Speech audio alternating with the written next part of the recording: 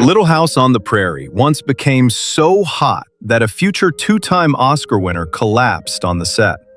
Yet Walnut Grove still looked like one of the safest places television ever gave us. For families who watched every week, that little house, the school, and the dusty road into town felt almost as familiar as home. But the world outside the camera frame was far stranger. Much of the adult life television created for Mary Ingalls never happened. Some of what viewers accepted as family history may not have happened the way the books said either.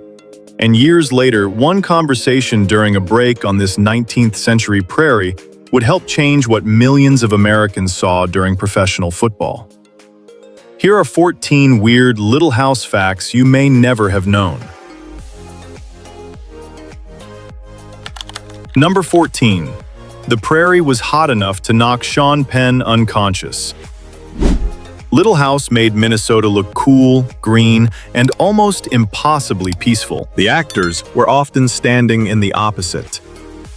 Much of the outdoor filming took place at Big Sky Ranch in Simi Valley, California, where temperatures could climb past 100 degrees. Then the wardrobe department added layers, long dresses, stockings, heavy fabrics, boots. And for Alison Arngrim, the elaborate Nellie Oleson wig. Arngrim has remembered fainting repeatedly in the heat. On bad days, the usual response was ice water, salt tablets, and getting the child actor back on her feet. Then another young performer went down, Sean Penn. Long before Mystic River and Milk made him a two-time Academy Award winner, Penn appeared as a child extra in the first season episode The Voice of Tinker Jones. His father, Leo Penn, was directing. One sequence gathered the children near a working forge. So now, the California heat had company. Arngrim recalled Penn collapsing beside her and being taken out of filming for the rest of the day. That changed the atmosphere rather quickly. If Alison fainted, somebody might wonder whether Nellie was being dramatic. When Sean Penn went down too, the Prairie itself had made the argument. The future two-time Oscar winner had been defeated by the supposedly gentle world of Little House on the Prairie.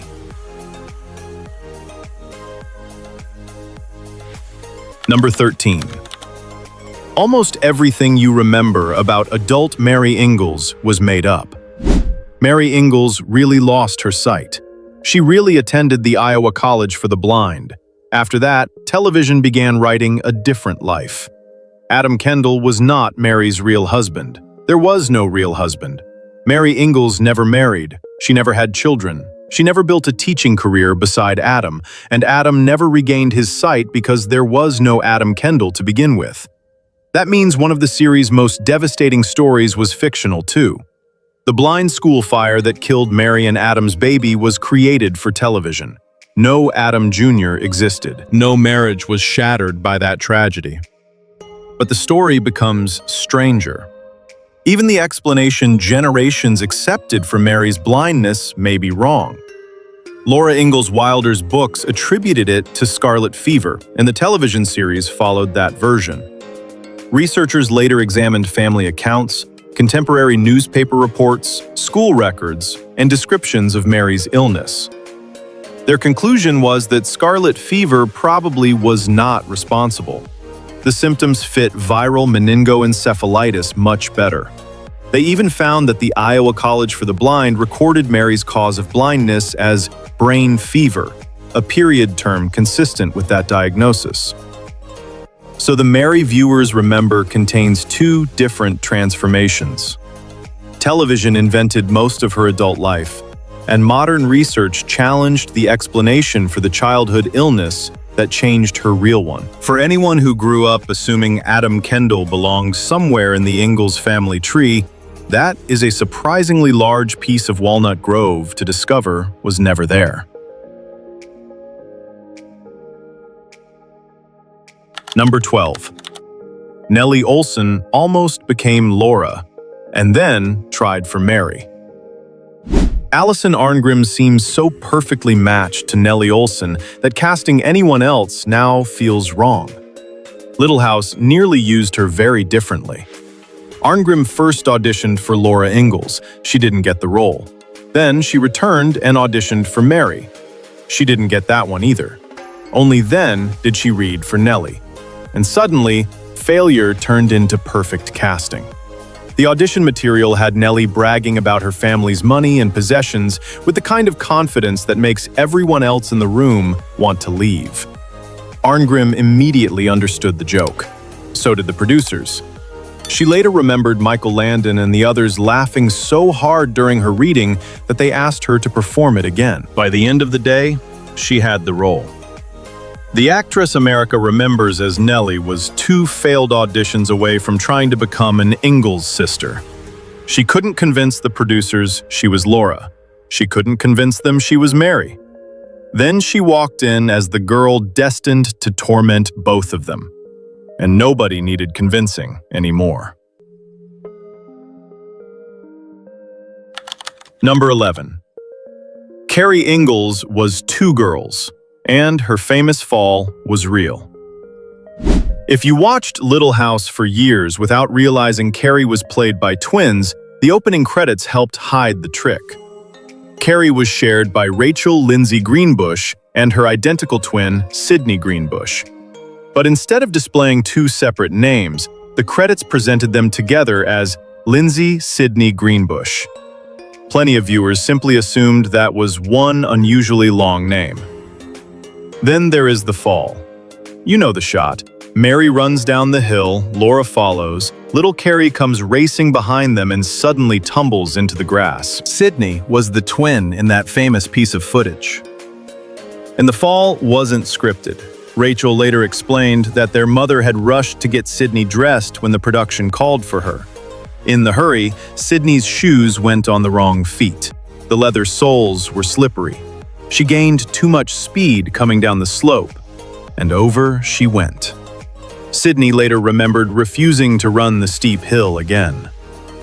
Rachel wasn't eager to repeat what she had just watched either, so the production used what it had. An accident became television history. That little tumble survived the entire opening sequence, decades of reruns, syndication, and even parody. Millions of viewers watched Carrie fall. Very few knew they were watching a 3-year-old genuinely lose control of her shoes. Number 10. Laura's first kiss had her mother crying beside the set. When Dean Butler arrived as Almanzo Wilder, he was 23. Melissa Gilbert was 15. For Little House, that created a practical challenge. Laura needed to grow from the spirited girl viewers had known for years into the young woman who would eventually marry Almanzo. Gilbert had to make that transition while still being a teenager herself. Then came their first kiss. It was Gilbert's first kiss for television, and her mother, Barbara, was watching. Butler later recalled that the atmosphere became so emotional that Barbara began sobbing and had to be comforted while her daughter prepared to film the scene. Gilbert herself has spoken about how overwhelmed she felt by the early romantic material. Meanwhile, Butler was trying to perform a relationship with an actress 8 years younger while keeping the work comfortable and professional. The cameras eventually got what Little House needed. Laura and Almanzo became one of the series' defining couples. But the polished scene viewers saw concealed a much more awkward reality. A 15-year-old actress, a 23-year-old scene partner, a first on-camera kiss, and a mother struggling with the sight of her daughter suddenly being asked to look grown up. Years later, Gilbert and Butler developed a genuine friendship and have discussed those days with warmth as well as honesty. But knowing what was happening beside the camera gives those early Laura and Almanzo scenes an entirely different texture. Number 9. Alison Arngrim said the real set felt more like Mad Men than Walnut Grove. Little House gave America church services, family prayers, Sunday dinners, and Pa Ingalls explaining the difference between right and wrong. The adults making it were working in 1970s Hollywood. Alison Arngrim recently compared the atmosphere to Mad Men. Cigarettes were everywhere. Beer and alcohol were common around the adult crew. She remembered prop workers keeping supplies that included cigarettes, drinks, and candy, and she recalled Michael Landon drinking whiskey. The children were not part of that adult routine, but they certainly saw it.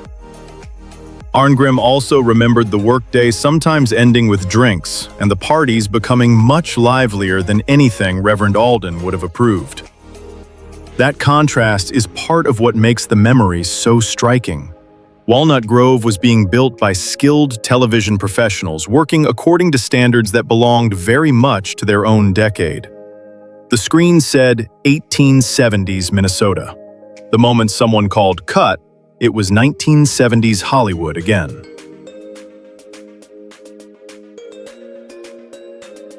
Number 8. Michael Landon literally threw Almanzo across a barn. Dean Butler recently told a Michael Landon story that sounds almost too perfectly suited to Michael Landon.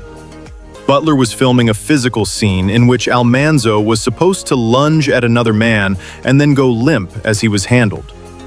There was a problem. Butler kept helping. His body anticipated the movement. He stayed too controlled. Landon told him to go limp. Butler didn't. They tried again. Landon told him again. Still not enough. On the third attempt, Landon stopped explaining. He demonstrated. Butler recalled Landon grabbing him, lifting him, and launching him across the interior of the barn while yelling for him to go limp. Butler remembered flying through the air, hitting the ground, and rolling as the crew erupted in laughter. He also made one thing clear later. He blamed himself. He had been too pumped up for the scene and wasn't following the direction.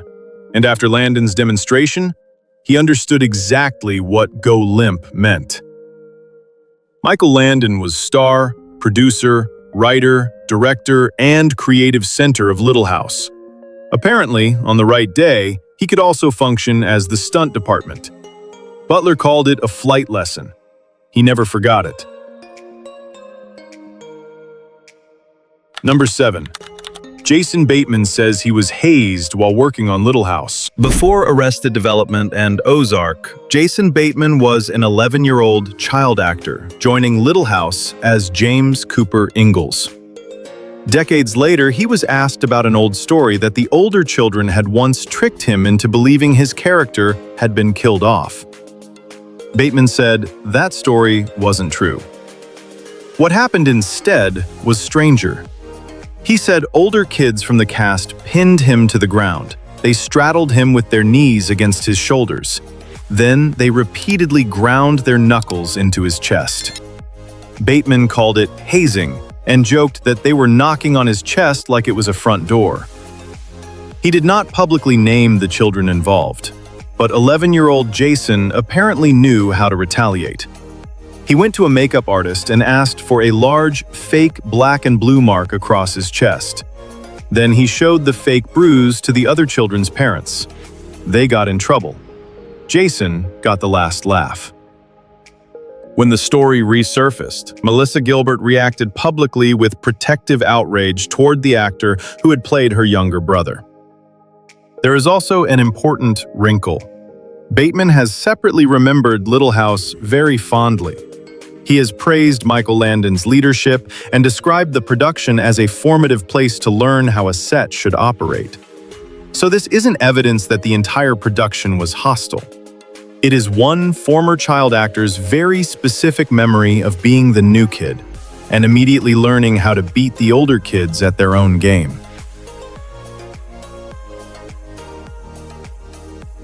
Number 6. Nellie Oleson was 3 different girls combined into one. Nellie felt so specific that generations of viewers assumed Laura Ingalls Wilder must have known one spectacularly unpleasant girl. She actually knew several. The Nellie Oleson of the books was a composite built mainly from 3 real people: Nellie Owens, Genevieve Masters, and Stella Gilbert. Different girls, different encounters. Different periods in Laura's life. Wilder blended them into one rival. Nellie Owens supplied important Walnut Grove details, including a storekeeping family and a brother named Willie, Other traits, rivalries, and social pretensions came from Genevieve and Stella. Then television added Alison Arngrim, and somehow the fictional composite became more real to viewers than any of the original girls. Arngrim has recalled strangers genuinely reacting to her as though she were Nellie. At one Christmas parade, someone even threw orange soda in her face. Consider the journey. 3 real girls became one literary character. That character became one television villain, and that television villain became so convincing that people occasionally punished the actress for what Nellie had done to Laura. There may be no better proof that Arngrim got the casting exactly right. Number 5. When Mr. Edwards left, Little House built Charles a new best friend. Victor French's Isaiah Edwards was more than a supporting character. He gave Charles Ingalls someone who could be stubborn, funny, wounded, loyal, and difficult beside him. Then French left. A contract dispute with NBC was followed by his move to the ABC sitcom Carter Country. Little House suddenly needed to fill a very specific hole. Enter Merlin Oleson. The former Los Angeles Rams star joined as Jonathan Garvey, another rugged friend for Charles and another father whose family could generate stories around Walnut Grove. Oleson later recalled that some material handed to Garvey had originally been intended for Victor French. The amount of dialogue intimidated him. Michael Landon told him, in essence, that he wouldn't have given Oleson the material if he didn't believe he could handle it. Garvey worked. Then Carter Country ended. Victor French eventually returned. That left Little House with an unusual result. The replacement didn't erase the original. Mr. Edwards came home. Jonathan Garvey remained part of the world. And for a while, Charles Ingalls simply had 2 best friends. Number 4. Every major network had passed on Little House. Then, the men who saved it fought over what it should become. Before Walnut Grove became one of television's most familiar towns, producer Ed Friendly couldn't persuade a network to build it.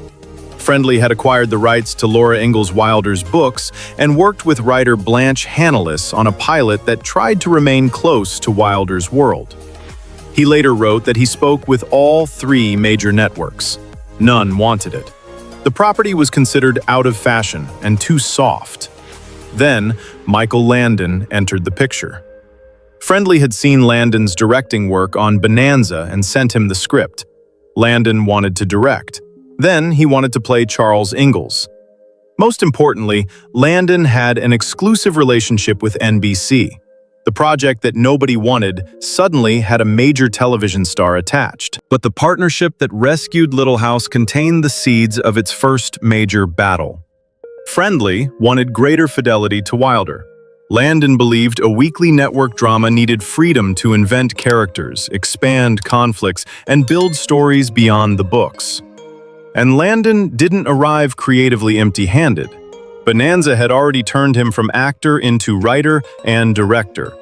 He even later revisited one of his own earlier dramatic structures, transforming the basic framework of the Bonanza story, A Dream to Dream, into the Little House episode, Someone Please Love Me. He knew how television stories worked. Friendly knew what he believed Little House should protect. Their visions separated. Friendly ultimately stepped away from active production. Landon gained the freedom to shape the series far beyond Wilder's pages. He helped save Little House from rejection. Then, he helped redefine what Little House would become. And with that creative power came conflicts that were not confined to scripts. Number 3. Ma and Pa's perfect marriage hid a bitter pay dispute. Charles and Caroline Ingalls became one of television's most trusted marriages. Karen Grassley later described a very different relationship with the man sitting across from her at the dinner table. After Little House became successful, Grassley wanted a raise. She believed that as Landon's adult female co-star on a hit series, her compensation should reflect her position. According to Grassley, Landon resisted. She said the disagreement damaged their working relationship and left her feeling insulted and increasingly resentful. Money was not her only complaint. In her memoir and later interviews, Grassley described Landon making crude and sexist jokes around her on set, including during intimate bedroom scenes where she felt trapped in front of a largely male crew. She kept working. She kept playing Caroline. And every week, America continued seeing Ma and Pa as the emotional center of the family. The contradiction stayed with her long after the show. Grassley has said those memories helped keep her at a distance from Little House fandom for years. Only much later did she fully reconnect with audiences and understand how deeply people loved Caroline. The ending between Grassley and Landon was not simply bitterness.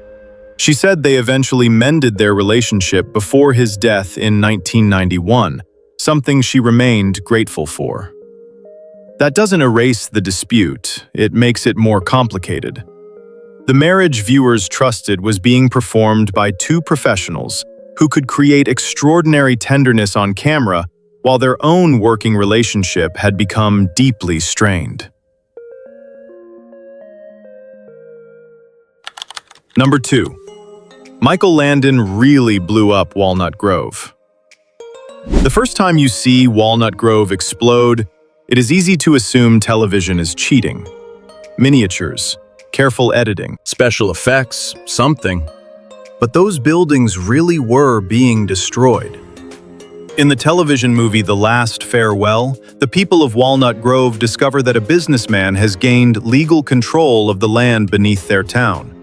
They refuse to hand over what they built. If he owns the land, they decide, he still doesn't get their homes and businesses. So the townspeople blow them up. The mercantile, the mill, homes, buildings viewers had known for years disappear in real explosions. And there was a very practical reason production could do it. The Big Sky Ranch property had been leased, and contemporary reports explained that the producers were required to return the filming land to its original condition. Walnut Grove eventually had to come down anyway. Michael Landon's solution was pure television. If the town had to disappear, he would make its destruction part of the story. But decades later, Melissa Gilbert recalled another layer. She said Landon was angry over the way NBC handled the ending of Little House and wanted to ensure the familiar sets could not simply be reused after the show was gone. That recollection gives the explosions a different flavor. The practical explanation is documented. The defiant meaning comes from Gilbert's memory of Landon. Both can exist in the same story without pretending we know exactly what was in his mind when every charge was set. What we do know is what the cast saw. Their workplace was disappearing in front of them. Gilbert later compared the experience to a long funeral. People who had grown up there were watching the school, the streets, and the buildings of their television childhood vanish for real. Not everything was destroyed. The church and the little house were spared, but most of Walnut Grove was finished. Other shows quietly strike their sets after the final scene. Little House turned the demolition into the final act. Walnut Grove didn't get packed into storage. It died on camera. And somehow, that still isn't the strangest thing the Little House set left behind.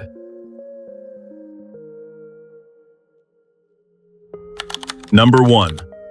A conversation on Little House helped create Skycam. In 1979, Garrett Brown was working on Little House on the Prairie.